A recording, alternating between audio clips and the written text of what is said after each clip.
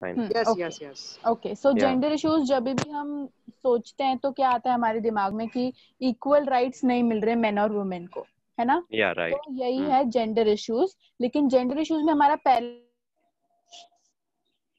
ठीक है, सो देर are interlinkages, अरे यार, हाँ, there are interlinkages among various issues and concerns.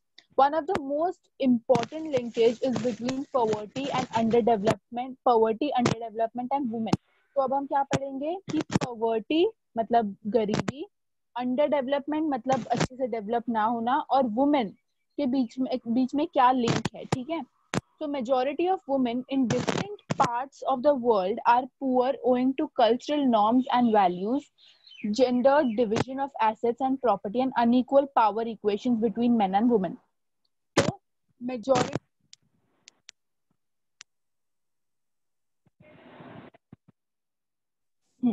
वो क्यों पॉवर्टी फेस, कि उनको इक्वल राइट्स नहीं मिलते, जैसे कि वो बोलते हैं लेबर्स होते हैं, जो लेबर्स होते हैं वो जो काम करते हैं तो उसमें मेन भी काम कर रहे हैं, वुमेन भी काम कर रहे हैं, उनको एक्स्ट्रा पैसे मिल रहे हैं के जेंडर की वजह से, और वुमेन को कम पैसे मिल रहे हैं, काम दोनों सेम कर रहे हैं, लेकिन क्या हो रहा है यहाँ पर जेंडर इनइक्वालिटी हो रही है, दोनों को सेम पैसे नहीं मिल रहे हैं, एक को ज्यादा मिल रहे हैं, एक को कम मिल रहे हैं, तो वुमेन को कम मिल रहे हैं, मेन को ज्यादा मिल रहे हैं, तो इसकी वजह से क्या हो रहा है, अपने आप पॉवर्टी आ रही है, वुमेन्स के राइट्स दे रहे हैं उनको, जेंडर इक्वालिटी नहीं है, इसकी वजह से क्या हो रहा है, अपने आप पॉवर्टी हो रही है क्योंकि उनको पैसे कम मिल रहे हैं, तो इसकी वजह से क्या हो रहा है, पॉवर्टी और वुमेन इंटरलिंक्ड है, मतलब दोनों में बहुत बहुत ज्यादा सिमिलैरिटीज है, दोनों एक दूसरे के ऊपर डिपेंडेंट है, ठीक है? Women and girls bear an unequal burden of unpaid domestic responsibilities and are overrepresented in informal jobs. 2 minute, कोई तो आया है।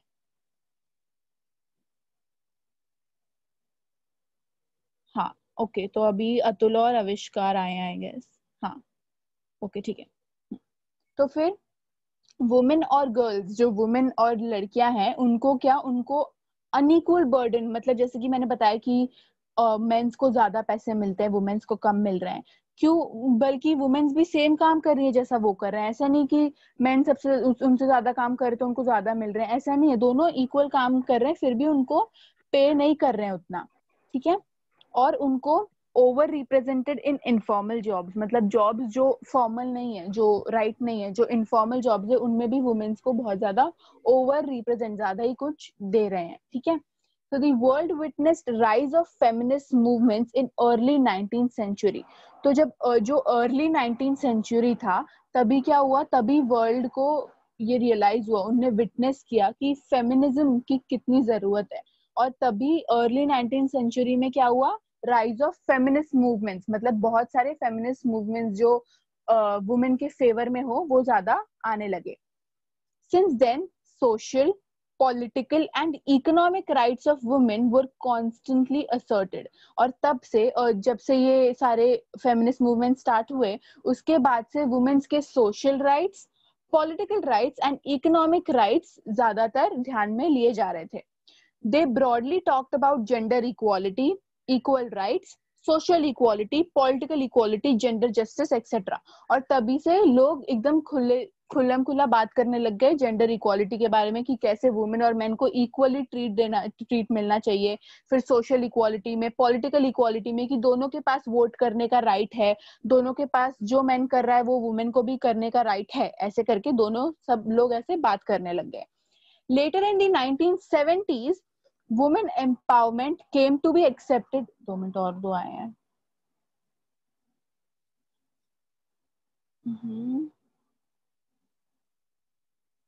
आ गए शायद, आ गए, हाँ, ओके,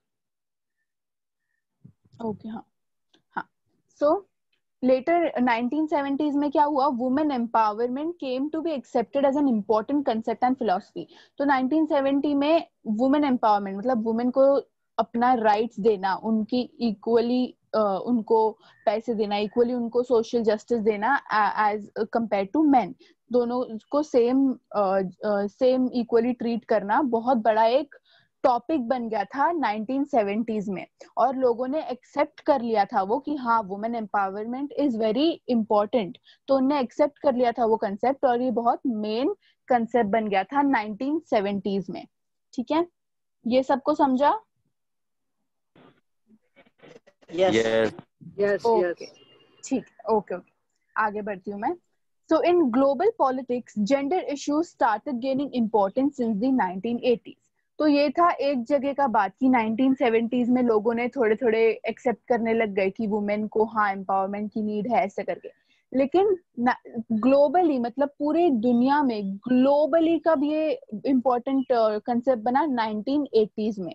ठीक है, याद रखना कि ग्लोबली इम्पोर्टेंस कभी मिला ये जेंडर इश्यूज को? 1980s में।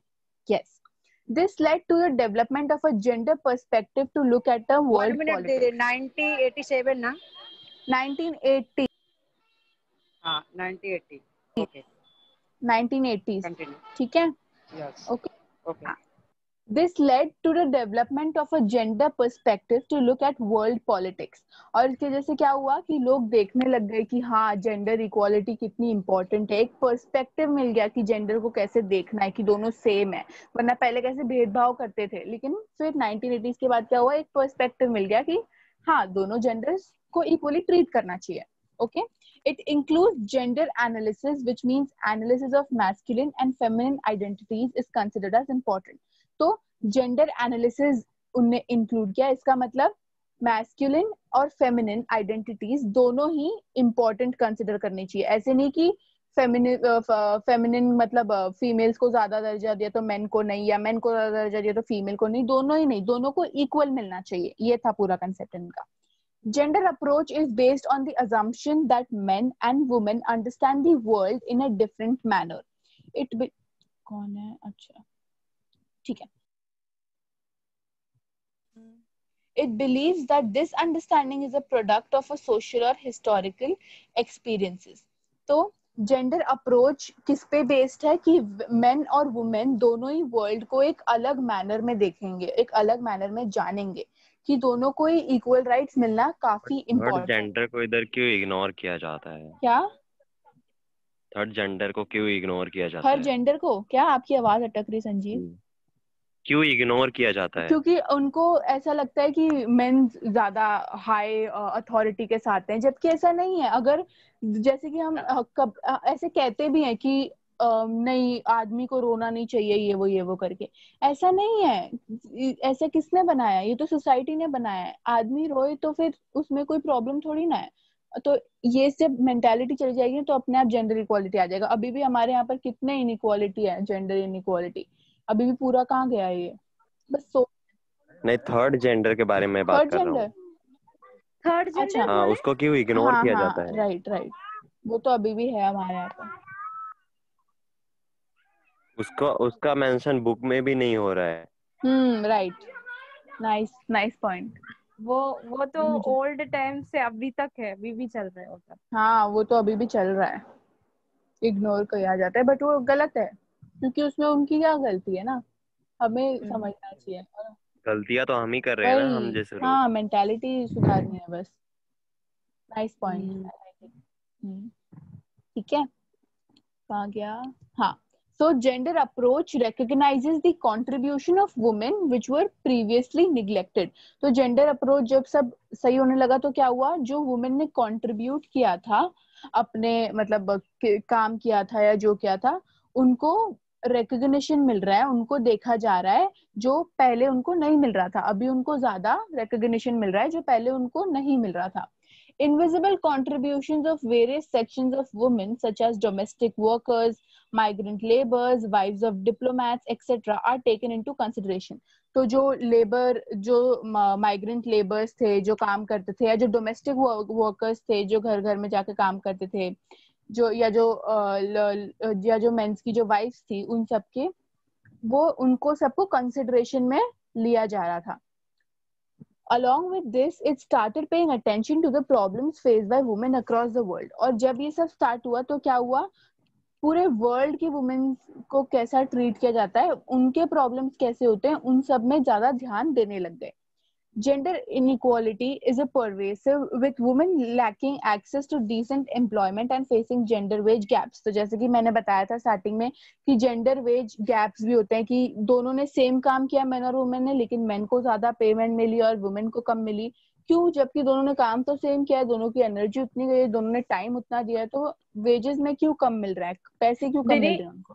हाँ हाँ हाँ, बोलिए बोलिए। बट अभी लेकिन अभी सब इक्वल होने लगे ना, थोड़ा हाँ थोड़ा। अभी होने लगा है, हाँ, बट कुछ कुछ गांव में अभी भी होता है, कुछ कुछ, बट अभी काफी यस। बेहतर हो गया है पहले से।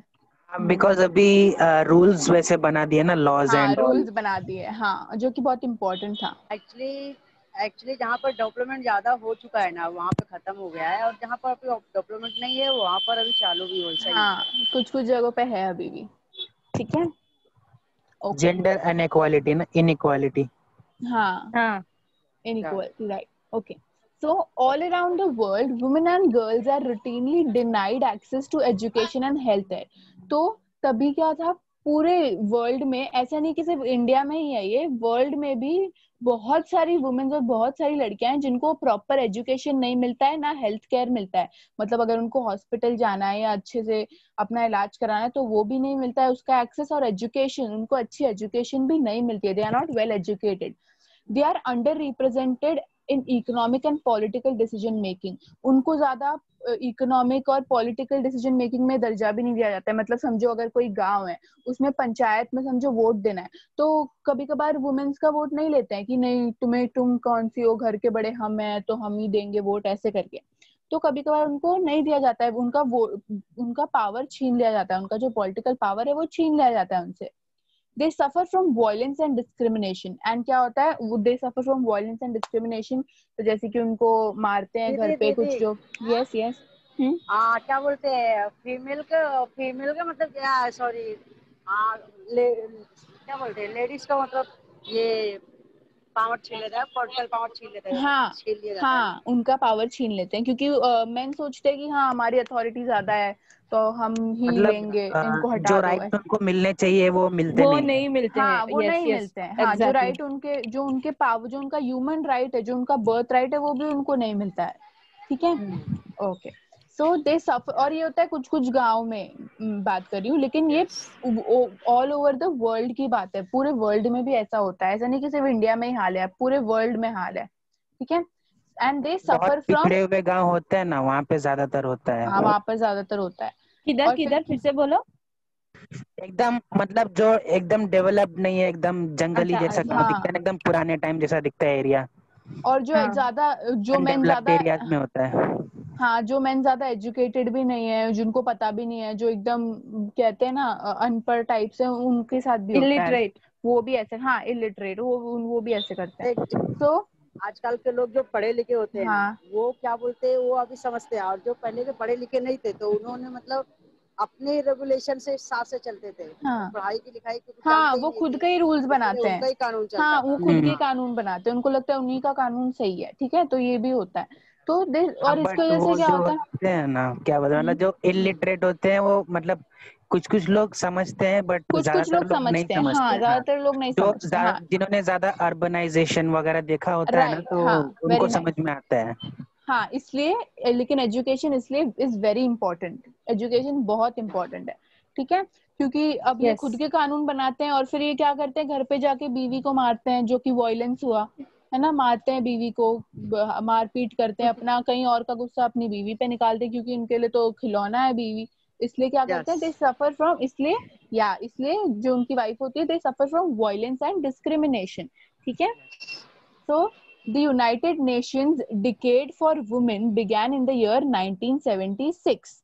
तो 1976 में क्या हुआ, यूनाइटेड नेशंस ने अपना एक एजेंडा या एक ग्रुप निकाला जिसका नाम है डिकेड फॉर वुमेन। ठीक है, और वो कब चालू हुआ, 1976 में, याद रखना। ठीक है, मैं एक और 1976। बार बताती हूँ। तो यूनाइटेड नेशंस ने 1976, 1976 ना। हाँ 1976, ओके। ओके। सो यूनाइटेड नेशंस ने क्या किया, एक एजेंडा निकाला, डिकेड फॉर वुमेन करके, in the year 1976. The aim of this program was the promotion of equal rights and opportunities for women across the globe. तो ये प्रोग्राम ने बनाया डिकेड फॉर वुमेन 1976 में, उसका मेन एम क्या था कि हमें प्रमोट करना है इक्वल राइट्स, कि दोनों मेन और वुमेन को इक्वली ट्रीट करना चाहिए और वुमेन के लिए ज्यादा अपॉर्चुनिटीज मिलनी चाहिए. men and women get equal rights. हाँ, प्रमोशन ऑफ इक्वल राइट्स, कि दोनों को इक्वल राइट्स मिलना चाहिए. ऐसा भी नहीं कि वुमेन को ज्यादा दे दिया मेन को कम, ऐसे भी नहीं ना, वाइसा वर्सा, लेकिन दोनों को इक्वल राइट्स मिलने चाहिए. ठीक है. और इनने क्या किया, अब वुमेन के लिए और इनने क्या किया, वुमेन के लिए अपॉर्चुनिटीज बढ़ा दी, कि वुमेन को जॉब अपॉर्चुनिटीज ज्यादा मिल रही है ताकि ये भी सेम कमा सके. इसलिए उनने अपॉर्चुनिटीज अक्रॉस द ग्लोब, मतलब पूरे वर्ल्ड में अपॉर्चुनिटीज बढ़ा दी. Okay, Didi. The program also tried to link women's issues, plans and programs have aimed at women's advancement in different spheres. तो ये प्रोग्राम की वजह से क्या हो गया, वुमेन्स के जो इश्यूज थे, जैसे कि उनको डोमेस्टिक वायलेंस, मारपीट झेलनी पड़ती थी पति की या जो भी था, उसको भी सॉल्व करने के लिए और वुमेन एडवांसमेंट करने के लिए ये प्रोग्राम बिठाया गया था. ये प्रोग्राम का नाम मैं फिर से बोलती हूँ, डिकेड फॉर वुमेन. हाँ, वुमेन. और कब चालू हुआ था ये? 1976. ओके, हाँ, ये पूछ सकते हैं इसलिए मैं बार बार रिपीट कर रही हूँ. ठीक है. Yes. Okay. So the central social welfare board, the central social welfare board, जिसका शॉर्ट फॉर्म है CSWB, was established CSWB. इसका फुल फॉर्म रिपीट करो ना. The central social the central social welfare board. CSWB हो गया. CSWB, the central social welfare board. CSWB. हाँ, B for ball. हाँ, CSWB. Yes, Avishkar, right. हाँ. Okay, so the Central Social Welfare Board, which is CSWB, 2 minute कोई आया है. हाँ, okay. So CSWB was established in 1953. कब आया था? 1953 में. ठीक है, 1953 में. हाँ, to carry out welfare activities for the general welfare of family, women and children. और ये क्यों आया था? ताकि जो वेलफेयर एक्टिविटीज है, मतलब जो उनके नॉर्मल वेलफेयर राइट्स हैं फैमिली के, वुमेन के और चिल्ड्रन के, वो कैरी आउट कर सके. ठीक है. तो मैं और एक बार ये रिपीट कर लेती हूँ. The central social welfare board, CSWB. Okay, ठीक है. So the initial approach to women's issues in India can be described as a welfare approach. The focus was on community development through Mahila Mandals, protection of women against injurious work, provide maternity and child care benefits, etc. तो क्या हुआ, इन लोग ने welfare करने, women's का welfare करने के लिए, उनके इश्यूज मिटाने के लिए क्या किया, अलग अलग प्रोग्राम्स ऑर्गेनाइज करने लग गए डेवलपमेंट के लिए. Like महिला मंडल. महिला मंडल जो अभी भी होता है, बहुत सारे हर जगह महिला मंडल्स रहते हैं. वो क्यों होते हैं? ताकि वो वुमेन को प्रोटेक्ट कर सके, कोई भी इंजीरियस वर्क जिसमें उन्हें लग ना जाए, चोट ना आ जाए या मारी ना हो, ऐसे करके उनसे प्रोटेक्ट करते हैं. फिर उनको मैटरनिटी प्रोवाइड करते हैं और चाइल्ड जो उनके होते हैं उनके चाइल्ड केयर के लिए बेनिफिट्स देते हैं. ठीक है. In the 1960s, the emphasis was on education as a welfare strategy. 1960 में क्या था, वुमेन का वेलफेयर, वुमेन का अच्छा करने के लिए, वुमेन को और अच्छा डेवलपमेंट उनको देने के लिए उनका मेन स्ट्रैटेजी था एजुकेशन पे फोकस करना. क्योंकि कहते हैं ना, पढ़ेगा इंडिया तभी तो बढ़ेगा इंडिया, वैसे टाइप्स में. तो उनको एजुकेशन पे उन्होंने ज्यादा फोकस किया था. Health programs concentrated on maternity and child services, health education and nutrition and family planning. तो ज्यादातर फोकस किस पे था? मैटरनिटी पे था, उनके चाइल्ड सर्विसेज के लिए था, हेल्थ एजुकेशन के लिए था और न्यूट्रिशन के लिए था कि क्या खाना है, अच्छा क्या खाना है जिससे इनकी हेल्थ ना खराब हो, ये वो. और फैमिली प्लानिंग के लिए था. ठीक है.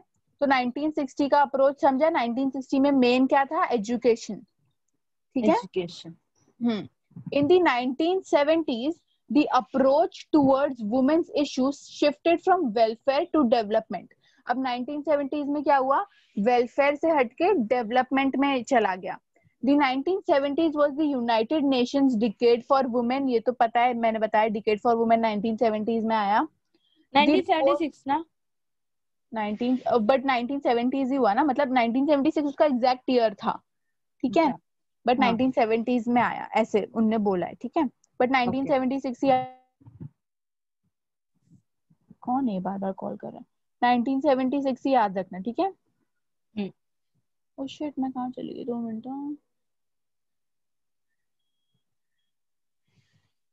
2 मिनट, मैं तो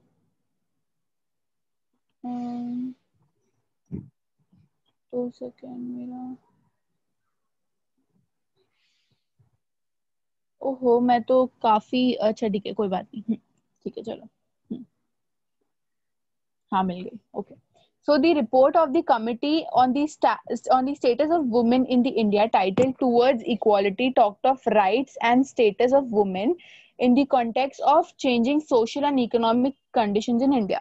तो क्योंकि उनको इक्वल राइट्स देने थे वुमेन को भी, क्योंकि उनको नहीं अच्छा लग रहा था कि वुमेन कैसे ट्रीट हुए जा रहे हैं, इसलिए उनने एक प्रोग्राम निकाला जिसमें इक्वल स्टेटस, मतलब वुमेन और मेन को दोनों को इक्वल स्टेटस मिलेगा। ऐसा नहीं कि वुमेन को सेम पैसे नहीं मिलेंगे, जैसे मैंने बताया सेम चीजें बस रिपीट किए जा रहे हैं, तो वो सब हुआ, ठीक है। फिर 1980s में उनने देखा कि कैसे वुमेन को ट्रीट किया जा रहा है, अभी थोड़ा थोड़ा ठीक होने लगा, उनकी हेल्थ ठीक होने लगी, एजुकेशन मिलने लगा, एम्प्लॉयमेंट मिलने लगा, जॉब्स मिलने लगी वुमेन्स को थोड़ी थोड़ी, ठीक है। यस, ये था हमारा 1980s में, ठीक है। अब 1990s में क्या हुआ, they saw a shift from development to empowerment, तो डेवलपमेंट हो गया वुमेन का थोड़ा थोड़ा, अब एम्पावरमेंट में शिफ्ट हो गया। The government wanted to ensure that the benefits of development do not bypass women and therefore their participation in planning and implementation was necessary। तो इनका पार्टिसिपेशन, वुमेन का पार्टिसिपेशन सब में बहुत इंपॉर्टेंट होने लगा। जैसे अगर नेता की सीट के लिए या सरपंच की सीट के लिए किसी को लेना था, तो अभी वुमेन्स के भी पार्टिसिपेशन आने लग गए, बहुत इंपॉर्टेंट माना गया, ठीक है। ओके, सबको समझा 1990s का? हाँ 1990s, अच्छा हाँ 1990s का था ना, 1990s में डेवलपमेंट से एम्पावरमेंट में शिफ्ट हुआ, अच्छा, हाँ हाँ ठीक ओके। है। ओके, तो अब हम आते हैं, देखो हाँ, तो अब हम आते हैं status of women in India, ठीक है, मतलब वुमेन का क्या स्टेटस है इंडिया में। अब इंडिया की बात ये करते हैं। स्टोरी बहुत अलग ही दर्शाती संजीव है। आपका आवाज कट रहा है। हाँ आवाज कट रहा है, हेलो हेलो। हाँ संजीव आपका आवाज कट रहा है। Okay continue. अच्छा, कुछ क्वेश्चन था आपको? No no. अच्छा ठीक है, तो अब हम सिर्फ इंडिया की बात करेंगे कि इंडिया में क्या स्टेटस है वुमेन का, ठीक है। Okay, so the principle of gender equality is enshrined in the Indian Constitution in its preamble, fundamental rights, fundamental duties and directive principles। तो इक्वल राइट्स के लिए, जेंडर इक्वालिटी के लिए हमारे इंडियन कॉन्स्टिट्यूशन में प्रियम्बल में भी लिखा है, फंडामेंटल राइट्स में भी है, फंडामेंटल ड्यूटीज में भी है और डायरेक्टिव प्रिंसिपल्स में भी है कि इक्वल राइट मिलना चाहिए। अरे यार, the constitution not only grants equality as a fundamental right to women but also empowers the state to adopt measures of positive discrimination in favor of women। तो जो कॉन्स्टिट्यूशन था उसमें सिर्फ इक्वालिटी और फंडामेंटल राइट्स टू वुमेन ही नहीं है, बल्कि state को भी बोला गया है कि थोड़ा पॉजिटिव डिस्क्रिमिनेशन देना वुमेन को। इसलिए जो बसेस होते हैं उसमें वुमेन के लिए अलग से सीट होती है, मतलब अलग से एक रिजर्व सीट होती है वुमेन के लिए, फिर ओल्ड सीनियर सिटीजन्स के लिए होती है, फिर प्रेग्नेंट वुमेन के लिए भी होती है सीट्स, इसलिए उनको थोड़ा ज्यादा बैठने के लिए सीट्स बस में, अच्छा, बस हाँ में नॉर्मल, हाँ बस में होती है ना वुमेन्स हाँ, के लिए अभी भी थोड़े होते हैं, अलग, अभी भी होते हैं। हाँ बस में होती है, ट्रेनों में होती है, और एक्चुअली ये ट्रेन ट्रेन में तो में पूरा नहीं कंपार्टमेंट ही होती होता है है। अलग। नहीं, ट्रेन में क्यों उनको सब्सिडी नहीं होती है, क्या होते हैं? कंपार्टमेंट होता है पूरा, लेडीज कंपार्टमेंट। हाँ अच्छा हाँ है, हाँ। Sorry sorry.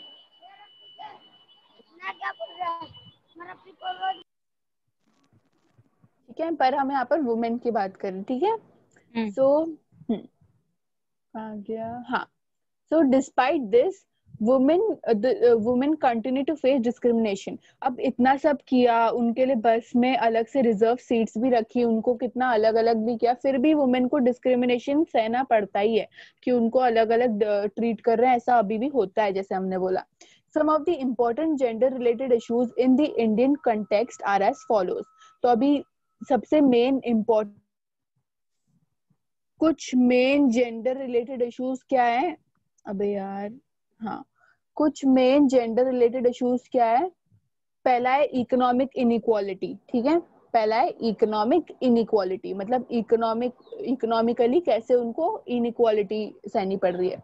So the major problem that India faces is a high level of male female wage gap. जैसे कि मैंने सबसे पहला पॉइंट बोला था, याद है कि दोनों। दीदी हेलो। बोलो बोलो। हाँ अभी आपने मतलब मेल फीमेल और वेज के कुछ और बोला था ना, उसका अपोजिट क्या होगा? क्या मतलब? अरे आपने अभी बोला था मेल फीमेल, और उसके बाद एक वर्ड और कुछ बोला था ना आपने। Mail female wage gap. ये वेज गैप क्या मतलब, मुझे वेज नहीं मतलब समझ। पैसा, पैसे में अंतर, मतलब एक हाँ मेन मतलब को ज्यादा पैसे मिल रहे हैं और फीमेल फीमेल को को कम। सैलरी थोड़ी कम, कम हाँ मिलते हैं, हाँ यस मेल्स यस। को ज्यादा हाँ, वेज ज्यादा। मतलब, हाँ वेज मतलब जो आपने काम किया सैलरी। उसका फीस, योर सैलरी, हाँ। बरोबर। ठीक है, ओके ओके। ओके तो ओके। ठीक है, ये ये हम लोग को 5th स्टैंडर्ड में था, मुझे ये हाँ सब। लेकिन अभी हम लोग किसमें पढ़ रहे हैं? ठीक है। तो ये क्या 6 है, + 6 मेजर 12 प्रॉब्लम और है क्या? ठीक है, ओके। तो ये है मेजर प्रॉब्लम जो इंडिया फेस कर रही है, जो है मेल और female wage gap. Similarly, the participation of women in the labor market is also as low as 28.2% compared to the men, which is 78.8%. इसका मतलब है कि वुमेन को लेबर में, उनके काम में पार्टिसिपेट भी नहीं करने देते, कि नहीं तुम्हें हम लेंगे ही नहीं, ये वो करके। इसलिए उनका पार्टिसिपेशन भी सिर्फ 28.2% है, जबकि मेन का पार्टिसिपेशन इस काम में कितना है, 78। 78.8%। ठीक है, मुझे ना, मैं अपना चार्ट,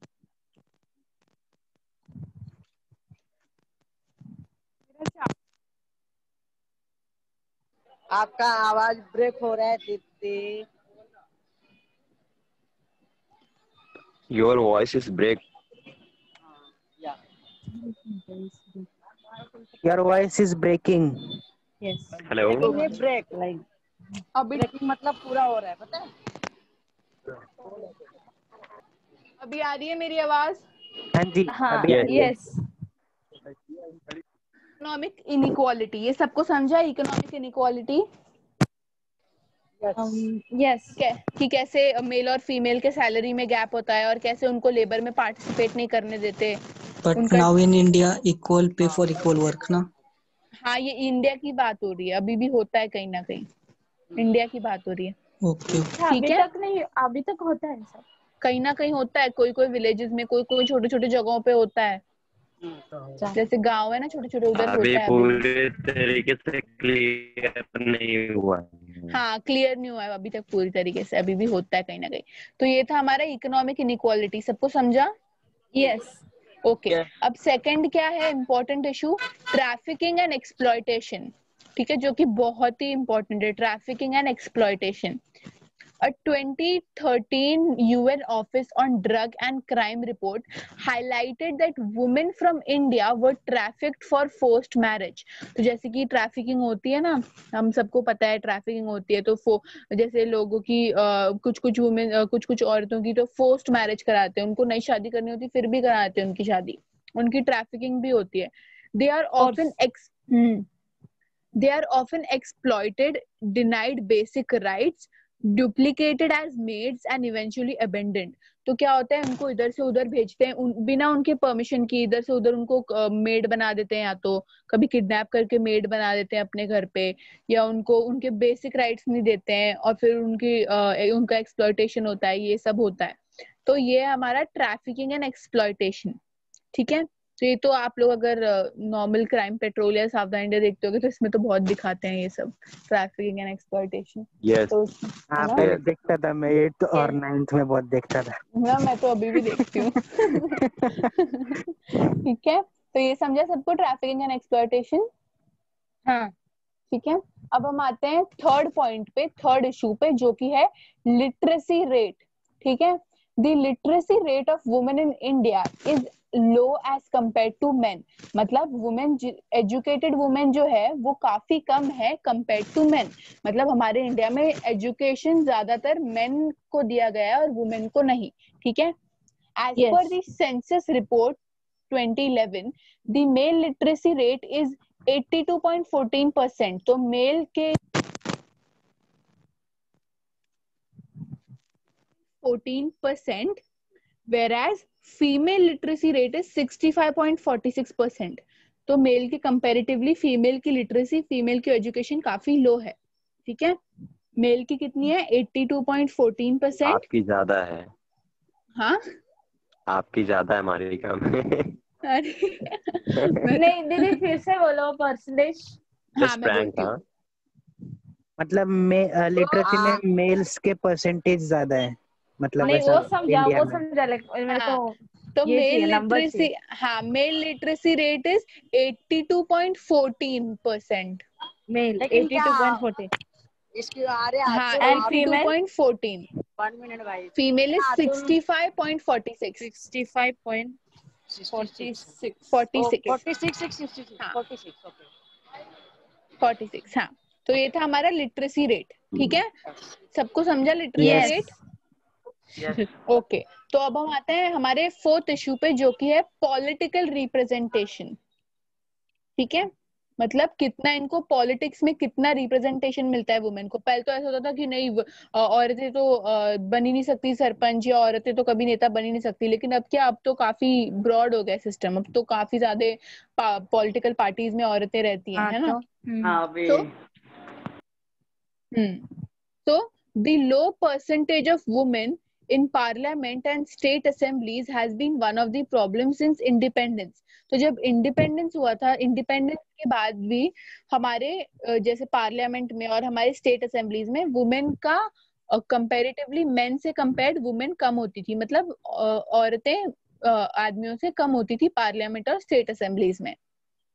ठीक है, ये सबको समझा? यस। तो ये था हमारा पॉलिटिकल रिप्रेजेंटेशन। ओके, तो आप सबको 2 मिनट, आप सबको 4 important gender related issues Yes. समझे? हाँ यस। ठीक है, एक बार बस टॉपिक रीड करती हूँ। पहला था इकोनॉमिक इनइक्वालिटी, जिसमें वेज गैप्स थे। ठीक है, सेकंड था ट्रैफिकिंग एंड एक्सप्लॉयटेशन, जिसमें एक्सप्लॉयटेशन होता था, ट्रैफिकिंग होती थी। ठीक है, थर्ड है लिटरेसी रेट, लिटरेसी रेट कितना एजुकेशन है ये वो। और फोर्थ था पॉलिटिकल रिप्रेजेंटेशन, की पॉलिटिक्स में कितना रिप्रेजेंटेशन मिल रहा है, पार्लियामेंट में क्या है वो। ठीक है, ठीक है, अभी क्वेश्चंस ना। सो हाँ नहीं अभी है आगे और एक पेज बाकी है। ठीक है, अभी ये नॉर्मल फैक्ट्स जो है, the national commission for women was set up by an act of parliament in 1990 to safeguard the rights and legal entitlements of women। तो नेशनल कमीशन फॉर वुमेन बनाया गया था जो पार्लियामेंट के तरफ से 1990 में, जिसमें वुमेन के राइट्स को सेफगार्ड किया था, मतलब बचा के रखा था, और उनको जो उनके बेसिक राइट्स है वो दिए गए थे। ठीक है, कहाँ गया हम? The 73rd and 74th amendments to the Constitution of India have provided for reservation of seats in the local bodies of panchayats and municipalities for women। तो जैसे कि मैंने बताया था कि बस में भी उनको रिजर्व सीट्स मिलती है है ना, वुमेन के लिए अलग होती है, प्रेग्नेंट वुमेन के लिए भी होती है, ऐसे करके। तो 73rd और 74th अमेंडमेंट्स में, जो हमारे कॉन्स्टिट्यूशन के 73rd एंड 74th अमेंडमेंट्स में, ये याद रखना, ये फिल इन द ब्लैंक्स में आ सकता है, ठीक है। तो 73rd और 74th अमेंडमेंट्स में कॉन्स्टिट्यूशन के, उनने क्या प्रोवाइड किया है, रिजर्वेशन ऑफ सीट्स प्रोवाइड किए पंचायत में, ताकि उनको अपना पॉलिटिकल रिप्रेजेंटेशन मिले। कि मैंने बताया था ना कि पहले तो उनको सरपंच के लिए वोट भी नहीं देने देते थे, ना खड़े होने देते थे, लेकिन अभी क्या, अभी उनके लिए स्पेशल रिजर्वेशन है कि हाँ, इनको इतना रिजर्वेशन चाहिए ही, पंचायत में होने ही चाहिए इतने वुमेन, ठीक है। तो अभी उनको वैसा रिप्रेजेंटेशन और रिजर्वेशन ऑफ सीट्स मिलता है। और म्युनिसिपैलिटीज जो होते हैं, म्युनिसिपैलिटीज जैसे सब होते हैं, उसमें भी उनको बहुत काफी ज्यादा रिजर्वेशन है वुमेन्स को, ठीक है। ज्यादातर फीमेल के ऊपर ये किया जा रहा है, मेल को पीछे छोड़ दिया जा रहा है। नहीं, ऐसा कुछ नहीं। नहीं, रियली मैं गांव में देख रहा हूँ आजकल फीमेल्स बहुत स्मार्ट हो गए सच में। राइट। अभी स्मार्टनेस तो डिपेंड करती है, ठीक है। तो अभी कहाँ गई मैं, हाँ, laying a strong foundation for their participation in decision making at a local level। तो उनको ऐसा रिजर्वेशन क्यों दिया जा रहा है, ताकि उनका भी एक स्ट्रॉन्ग पार्टिसिपेशन हो, कि ऐसा नहीं कि मतलब वो इतनी स्मार्ट हो के भी ऐसा नहीं कि कुछ पार्टिसिपेट ही ना करे, घर में बैठ के बस चूल्हा जलाते रहे, ऐसा नहीं होना चाहिए। अगर वो इतनी अच्छी है तो उनको भी पार्टिसिपेशन मिलना चाहिए, इसलिए उनको 73rd और 74th अमेंडमेंट कॉन्स्टिट्यूशन में उनको ऐसा राइट दिया गया है, ठीक है। The socio-cultural landscape for women is a complex mixture of the old and the new. Industrialization, globalization, urbanization and modernization have led to major changes in the lifestyle of women. तो क्योंकि हमारे India में industrialisation आ गया, globalisation होने लगा, जैसे हमने last chapter में पढ़ा था ग्लोबलाइजेशन के बारे में, फिर अर्बनाइजेशन होने लगा, मॉडर्नाइजेशन होने लगा, उसकी वजह से क्या हो गया, वुमेन के लाइफस्टाइल में बहुत अच्छे चेंजेस आने लगे। On the one hand, liberalization has provided better opportunities for women in terms of education, jobs and decision making power। तो क्योंकि ये सब होने लगा, उसके वजह से क्या, वुमेन को एजुकेशन अच्छी मिलने लगी, जॉब्स अच्छी मिल रही है और डिसीजन मेकिंग अच्छी हो रही है। On the other hand, increased violence, wage differences and discrimination continue। तो एक जगह पे जहां उनको इतनी अच्छी अपॉर्चुनिटीज मिल रही है, अच्छी जॉब्स मिल रही है, पेमेंट अच्छी मिल रही है, दूसरी जगह पे अभी भी कुछ औरतें हैं जो अपने पति का वायलेंस, उनकी मारामारी सह रहे हैं, वेज डिफरेंसेस, जो सैलरी में डिफरेंसेस अभी भी सह रही हैं, और डिस्क्रिमिनेशन अभी भी कंटिन्यूड है। ऐसा नहीं कि पूरी तरीके से मिटा है, सिर्फ कम हुआ है, लेकिन पूरी तरीके से नहीं मिटा है, ठीक है। Change in social norms and mindsets can be brought through institutional initiatives। तो चेंज इन सोशल नॉर्म्स मतलब जो उनने, जैसे हमने बोलता ना, उनने खुद के कानून बना रखे हैं कि ऐसे हम ट्रीट करेंगे इनको, वैसे सब चेंज हो सकता है कुछ अच्छे इनिशिएटिव से। कि अगर वो अगर अच्छे एजुकेटेड लोग जाए और उनको बताए कि क्या इम्पोर्टेंस है, कि ऐसे नहीं ट्रीट करना चाहिए आपको उन्हें, ऐसे करके अगर उनको थोड़ा एजुकेट करे, तो अभी भी हमारा और सुधर सकता है और डेवलप हो सकता है, इक्वालिटी और आ सकती है। This involves the family, community, religious and educational institutions. और ये कैसे हम इनको कैसे अलर्ट कर सकते हैं, कैसे एजुकेट कर सकते हैं, फैमिली के थ्रू, कम्युनिटी के थ्रू, कम्युनिटी में जितने भी लोग हैं उनके थ्रू, रिलीजियंस के थ्रू या एजुकेशनल इंस्टीट्यूशंस के थ्रू, ठीक है। It can initiate, strengthen and implement economic and social policies for gender equality। और जब हम इनको एजुकेट करेंगे जेंडर इक्वालिटी के बारे में, तब क्या होगा, ये इनका और स्ट्रेंथन होगा, हमारा जेंडर इक्वालिटी और स्ट्रेंथन होगा कि कितना इम्पोर्टेंट है हमारे कंट्री में जेंडर इक्वालिटी होना, ठीक है। ये सबको समझा? Yes. Okay. So now coming to the Department of Women and Child Development, Government of India came into existence as a separate ministry in 2006। तो 2006 में क्या हुआ, एक department of women and child development अलग सा ही बन गया गवर्नमेंट ऑफ इंडिया में, ठीक है। Department of women and child development एक अलग सा बन गया 2006 में, ठीक है। Earlier, since 1985, it was a department under the Ministry of Human Resources Development। तो 1985 में क्या था, वुमेन और चिल्ड्रन के लिए एक डिपार्टमेंट था, लेकिन वो किसके अंडर था, ह्यूमन रिसोर्सेज के अंडर था। ह्यूमन रिसोर्सेज के अंडर आते थे वुमेन एंड चाइल्ड। लेकिन 2006 में क्या हुआ, उनका वुमेन और चाइल्ड का अलग से एक डिपार्टमेंट बन गया, ठीक है। द मिनिस्ट्री दीदी वाज, फिर से बोलो। हाँ ठीक है मैं फिर से बोलती हूँ। तो 1985 में क्या था, एक डिपार्टमेंट था ह्यूमन रिसोर्सेज करके, 2 मिनट कोई आया है, हाँ, एक डिपार्टमेंट था ह्यूमन रिसोर्सेज करके, उसी के अंडर आता था department of women and child.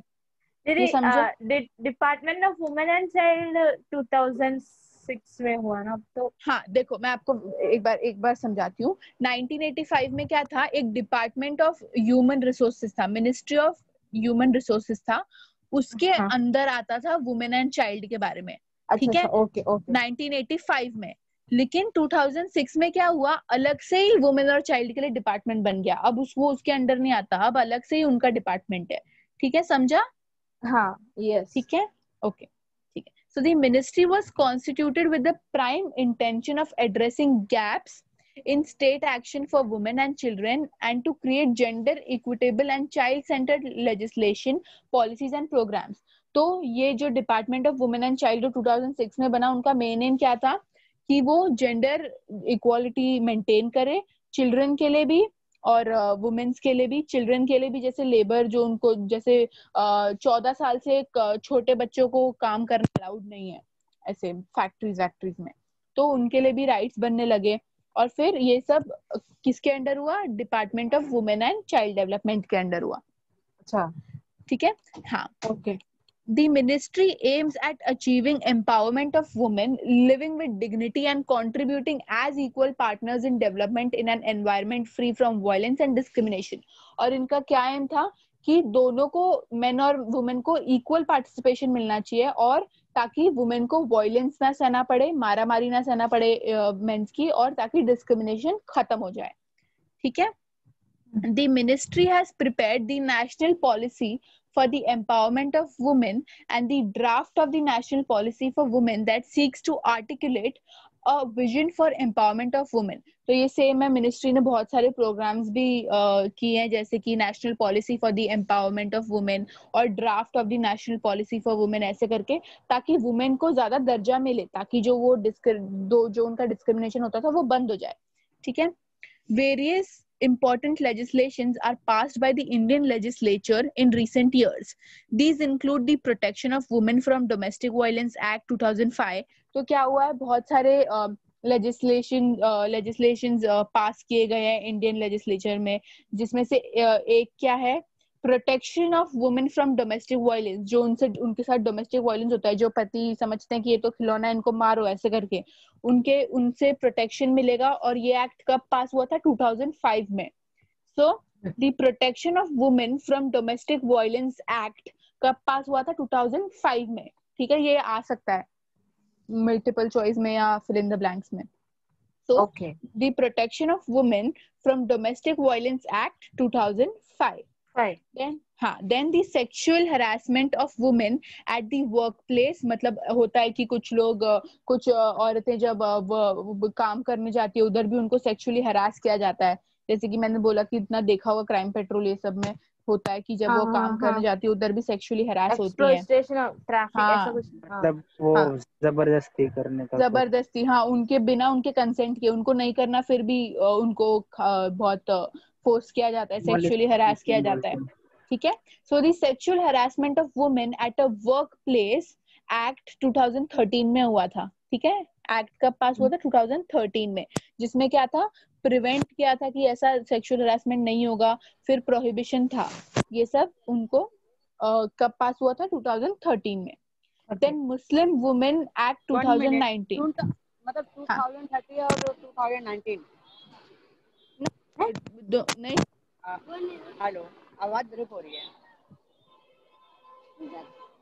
हाँ, तो 2005 में कौन सा एक्ट पास हुआ था कि वुमेन के अगेंस्ट डोमेस्टिक वायलेंस नहीं होना चाहिए, ठीक है। फिर सेक्सुअल हरासमेंट का कब पास हुआ था, 2013 में, ओके। हाँ, और अभी मैं आती हूँ मुस्लिम वुमेन्स के राइट्स कब हुए थे, 2019 में। और ये क्यों हुए थे, क्योंकि protection of right on marriage, जैसे था ना ट्रिपल तलाक, कि जब मन करे, मैंने ट्रिपल तलाक जैसे कि था ना, वो कि मैंने बोल दिया कि तलाक तलाक तलाक 3 बार बोल दिया तो हो गया मेरा तलाक, ऐसे थोड़ी ना होता है, शादी की मजाक है। 2018 या 17 में शायद लागू 2019 हुई। में, 19 में एक्ट पास हुआ था, ठीक है ना? ये थोड़ी ना बोल दो और फिर हो गया, है ना? तो ये तो गलत है, इसलिए हाँ ये एक साल पहले। हाँ ये होता है ना, sorry, लीगल एक चीजें साल। होती हैं, कुछ लीगल फॉर्मेलिटीज। हाँ तो हाँ तो ये ऐसे तो गलत है कि अगर आप बस 3 बार तलाक बोल के तलाक हो गया, ये तो गलत है। इसलिए क्या हुआ, उन्होंने एक एक्ट पास किया 2019 में, जो मुस्लिम वुमेन के लिए था, ठीक है, protection of right on marriage. ऐसा नहीं बोलना चाहिए करके ना। हाँ ऐसा नहीं होना चाहिए, क्योंकि ये तो क्या हुआ, ये तो बोल दिया तो ऐसे तो सब तलाक करने लग जाएंगे, सब 3 बार तलाक बोल के तलाक हो जाएगा, है ना? तो ये तो गलत है, इसलिए सबका सेफ हो गया। तो मैं एक बार जल्दी से, इसमें ज्यादा होता है मतलब। हाँ ओके सो ठीक है, रिपीट कर रहे हैं ना? हाँ मैं एक बार जल्दी से तीनों एक्ट्स रिपीट कर लेती हूँ। पहला है protection of women from domestic violence act which was in 2005। फिर दूसरा है the sexual harassment of women at work place 2013। और तीसरा है Muslim women protection of right on marriage जो था 2019। तो ये समझा सबको? यस। Okay, अब ये last paragraph है that in this chapter we focused on 3 humanitarian issues that have become important since 1990s. These issues are global in nature because they deal with situations that can arise anywhere in the world. तो ये जितने भी हमने पूरे chapter में पढ़े, poverty, development, फिर women's के issue, gender inequality, जितना भी हमने पढ़ा, ये सब global issues हैं, क्योंकि ये कहीं भी हो सकते हैं, ठीक है? तो ये सब ऐसा ही नहीं कि सिर्फ इंडिया में, पूरे वर्ल्ड में है, ठीक है? ठीक है, क्या हुआ? हाँ हाँ। We also saw the role played by the Indian state to tackle the problems in these issue areas. हमने देखा कि कैसे इंडियन स्टेट ने भी रिजर्व सीट्स रखी हैं अभी पंचायत में या जेंडर इक्वालिटी के लिए। तो हमने देखा कि कैसे इंडिया भी अपना बेस्ट ट्राई कर रही है ताकि ये सिचुएशन टैकल कर सके, ठीक है, ताकि ये सब मिट जाए, ताकि जेंडर इक्वालिटी आ जाए। इन दी नेक्स्ट चैप्टर, अच्छा ये तो अभी नेक्स्ट चैप्टर का है। नेक्स्ट चैप्टर में हम क्या पढ़ने वाले हैं? स्टेट के मैटर्स, पीस। हाँ नेक्स्ट चैप्टर तो सब स्टेट के बारे में, ठीक है? तो ये था हमारा 3rd चैप्टर। सबको समझा? यस। अब मैं कुछ क्वेश्चंस पूछूं आप लोगों से? यस। ओके ठीक है। मैं नहीं दे पाऊंगा, मेरा नेटवर्क बहुत वीक है। अच्छा कोई बात नहीं, अगर एक बार पर ट्राई करूंगा। हाँ ट्राई करना, ठीक है? क्लियर है क्या मेरा वॉइस? क्या नहीं, आपकी आवाज बहुत कट रही है। ठीक है, चलो मैं आप लोगों को क्वेश्चंस पूछती हूँ फिर अभी।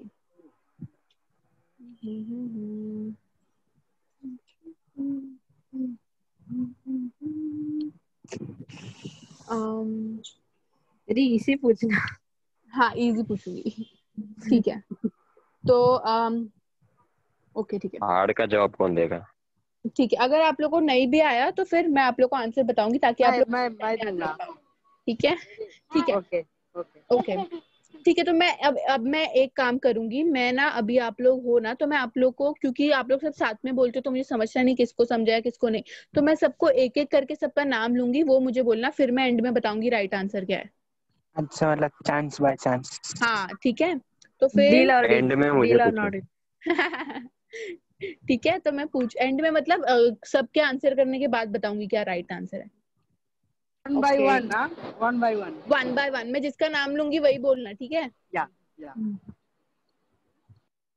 तो फिर हाँ, तो फिर मैं स्टार्ट करती हूँ। ट्रू और फॉल्स से बताना मुझे, ठीक है? ठीक है, ये हमने लास्ट क्लास में पढ़ा था, ठीक है? ट्रू और फॉल्स से बताना। So self reliance was associated with India's freedom movement. True or false?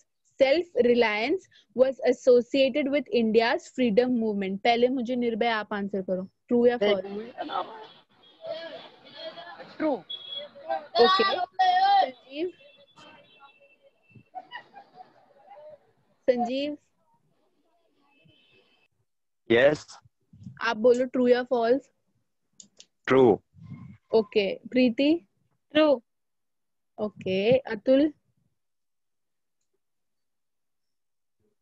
Atul नहीं है शायद, है बट ओके नो। हाँ अतुल आप बोलो। I think confuse. कुछ तो बोल दो, गलत हुआ तो हम सही कर देंगे, कोई बात नहीं। हाँ वो है, बट होता है ना एक्चुअली वो कंफ्यूजन बीच में। अच्छा तो मैं क्या और एक बोलूं? बार क्वेश्चन रिपीट करती हूँ। सेल्फ हाँ, Reliance was associated with India's freedom movement, true और फॉल्स? आई थिंक फॉल्स या ट्रू, क्या है?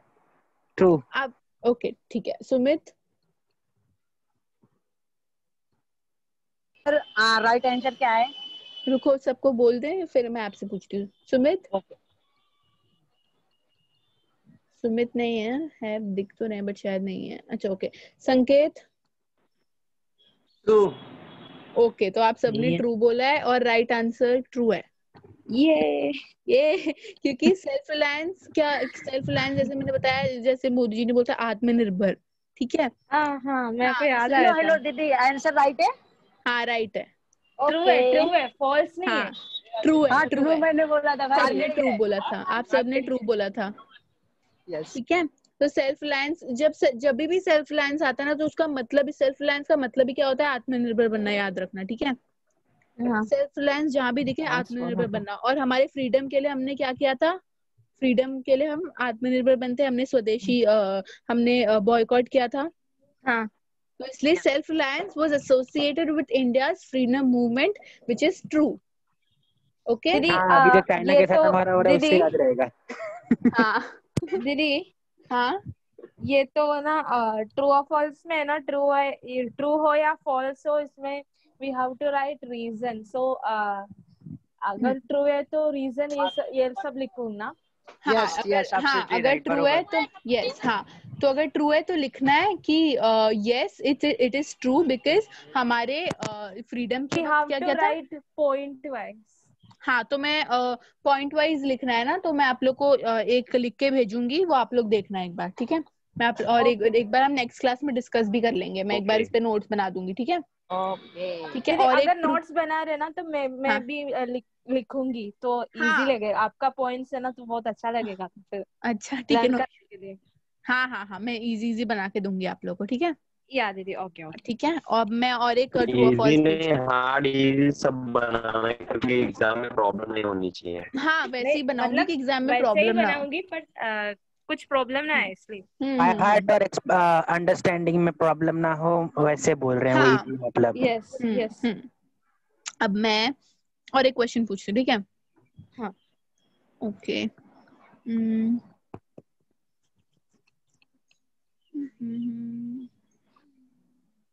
कहाँ गया? The United Nations Decade for Women began in the year 1990. True or false? पहले प्रीति। फिर से question. The United Nations Decade for Women began in the year 1990. 1980 में हुआ कि 1990? नो 18 था, लास्ट में 18 था। फॉल्स। False? Okay. Okay. निर्भय? हाँ फॉल्स। Okay. संजीव? ट्रू। अच्छा okay. Atul? True, by heart है। संकेत? ट्रू। ओके। सुमित आप तो रिप्लाई नहीं कर रहे, आप हो क्या या? शायद सुमित नहीं है बट दिख तो रहे हैं। अच्छा कोई बात नहीं। तो आप सब में से सिर्फ प्रीति और निर्भय राइट है। एक्चुअली मुझे भी बिकॉज दीदी द रीजन इज 1980s में हुआ था ना ये तो। 1976 1976। 1 मिनट दीदी, हाँ एक्चुअली मुझे भी मतलब क्या, मैं ट्रू एक बोलने मिनट वाला यार, था क्योंकि जब मुझे क्वेश्चन क्या याद था? आया ना कि एक मिनट 18 था लास्ट में, एक मिनट। तब मुझे समझा कि 2 हाँ मिनट सब। नहीं आएगा। हाँ तो क्वेश्चन ये था, मैं एक 1999 बार दिया है ना। क्वेश्चन रुको क्वेश्चन रिपीट करो। हाँ मैं क्वेश्चन रिपीट करती हूँ। The United Nations decade for women began in the year 1990s। ऐसे मैंने पूछा था ट्रू है या फॉल्स है, तो फॉल्स है क्योंकि 1976 में चालू हुआ था। और अब क्वेश्चन समझने में मिस्टेक हो गई मेरे से। अच्छा तो क्वेश्चन इसलिए मैंने 2 बार क्वेश्चन रिपीट किया था ठीक है, ऐसे वो अभी जब बिगैन वर्ड को बिगैन का अपोजिट समझ लिया मैंने गलती से। अच्छा, तो जब भी पेपर में आएगा तो इसलिए क्वेश्चन अच्छे से सुनना, ठीक है? जी जी ठीक ओके है, लेकिन अभी समझा ना कि 1976 में हुआ था, 1990s में नहीं, हाँ ठीक जी। है? ओके, तो ये हो गया। अब मुझे ना, हाँ अब मैं मिसअंडरस्टैंडिंग ही हुआ है। अब मैं ना एक अब भी जस्ट हमने जो पढ़ा ना उसके बारे में पूछती हूँ, थोड़ा सा मेरे को डिटेल में नहीं, मतलब फिल इन द हाँ ब्लैंक्स चलेगा, टाइप पूछ, डिटेल में भी चलता है, ट्राई ठीक है? करते हुए, विल ट्राई। ओके चलो ठीक है फिर, very nice, I like the spirit. So ठीक है, तो मैं अभी तीन फिल इन द ब्लैंक्स पूछूंगी सबको, ठीक है? और सब आंसर करना, ठीक है? एक एक करके ना, मतलब हाँ, एक एक करके, ओके। ठीक है? तो पहला मैं पूछती हूँ, दीदी ऑप्शन देना। हाँ ऑप्शन नहीं दूंगी, जैसे तो चलेगा तो भी, हाँ देना। ठीक है? तो पहला मैं अतुल से पूछती हूँ। Yes. Okay, so the Protection of Women from Domestic Violence Act was passed in the year dash. Option option do. हाँ, question repeat. So Protection of Women from Domestic Violence Act was passed in the year dash. Protection of Women from Domestic Violence, उनको domestic violence से बचाने के लिए एक act पास किया था, वो कौन से ईयर में था? ठीक है, मैं ऑप्शन दे रही हूँ, 2019, 2008 या 2005। 2005। ओके, संकेत आपका आंसर क्या है? प्रोटेक्शन क्या ऑफ, हाँ, protection of women from domestic violence, कि उनको घर में उनके पति मारते थे ना, उससे प्रोटेक्शन, डोमेस्टिक वायलेंस से प्रोटेक्शन का एक्ट पास किया था, कौन सा ईयर था? 2005। अच्छा, ओके, निर्भय, ओके, संजीव 2005। और प्रीति, 2005। Right. मैं तो दीदी, मैं तो ना पहले आप पूछ रहे थे ना, तभी मैं आंसर फाइंड करके लिया था। ठीक है, तो क्या था? 2005। Okay, yes. ठीक है, वेरी नाइस। अभी प्रीति आपसे स्टार्ट करते हैं। Muslim women protection of right on marriage. 2019। Okay great. बाकी निर्भय, अब आप बोलो। नहीं, क्वेश्चन रिपीट कर दो, मैंने पहले आंसर बोल दिया। अच्छा ओके, सो क्वेश्चन है मुस्लिम वुमेन राइट है 2019। वो हाँ ट्रिपल डिवोर्स वाला ना? हाँ, मुस्लिम हाँ, वुमेन का, 2019 नहीं, बराबर है। मुस्लिम राइट, मुस्लिम हाँ, ह्यूमन, हाँ, वही मुस्लिम, उसके लिए ही था, हाँ स्पेशली ट्रिपल तलाक के लिए। ठीक है, तो वही आप लोग बोला। को ये भी समझ गया, ग्रेट। तो 2019 राइट है, 2005 भी राइट था। अब हम आते हैं थर्ड क्वेश्चन पे, जो कि पहले निर्भय आप आंसर करेंगे। The Sexual Harassment of Women at a Workplace Act was passed in the year dash, 2008, 2013 या 2019? हेलो, आपकी आवाज रुको संजीव, अच्छा क्वेश्चन रिपीट कर। हेलो, संजीव वॉइस ब्रेक हो रहा है। मैं क्वेश्चन रिपीट करती हूँ, हो रहा है। मैं क्वेश्चन रिपीट करती हूँ। Yes, The sexual Yes. harassment repeat करिए of, पहले। हाँ, the sexual harassment of women at a workplace, जहाँ वो काम करने जाती है, passed in the year 2008, 2013 या 2019? 2008। अच्छा, प्रीति, 2013। ओके, संजीव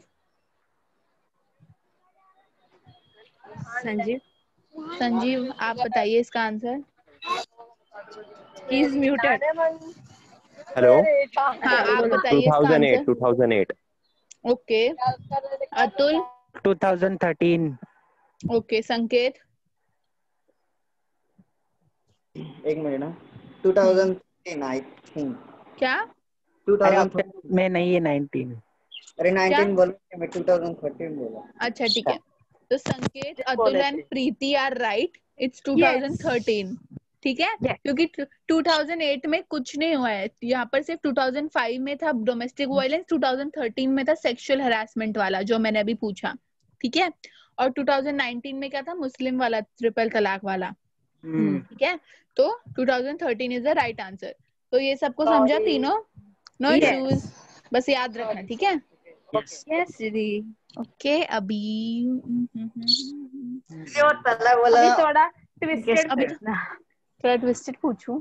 वो तला वाला क्वेश्चन था ना, वो रिपीट कीजिए ना, मतलब वो कैसा आएगा?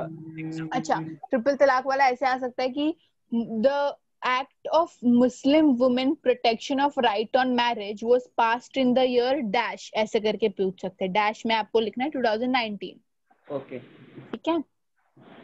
ओके अच्छा, तो अभी मुझे कौन 4 मेजर प्रॉब्लम्स जो थे, जेंडर रिलेटेड इश्यूज जो थे, some of the important gender related issues जो हमने 4 पॉइंट्स किए थे, 4 तो याद नहीं 4 है मुझे, पॉइंट्स, बस 1-2 ही हाँ याद। चलेगा कि जितने मुझे भी आपको याद है। एक याद है।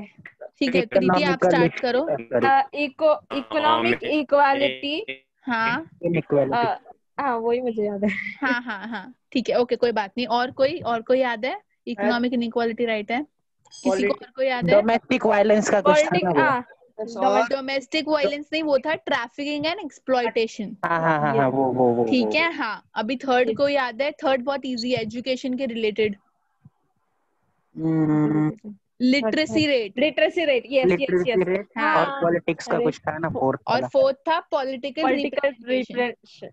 ठीक है, ये थे 4, ठीक है? नहीं, फोर्थ वाला रिपीट करो ना, पॉलिटिकल रिप्रेजेंटेशन। यस। ठीक है, तो पहला था इकोनॉमिक इनइक्वालिटी, जो सबको याद है जहां तक मुझे लगता है। सेकंड था ट्रैफिकिंग एंड एक्सप्लॉयटेशन। थर्ड है लिटरेसी रेट, हाँ। और फोर्थ है पॉलिटिकल रिप्रेजेंटेशन। ओके तो सबको समझा? यस तो आज हम यहाँ एंड करें। यस।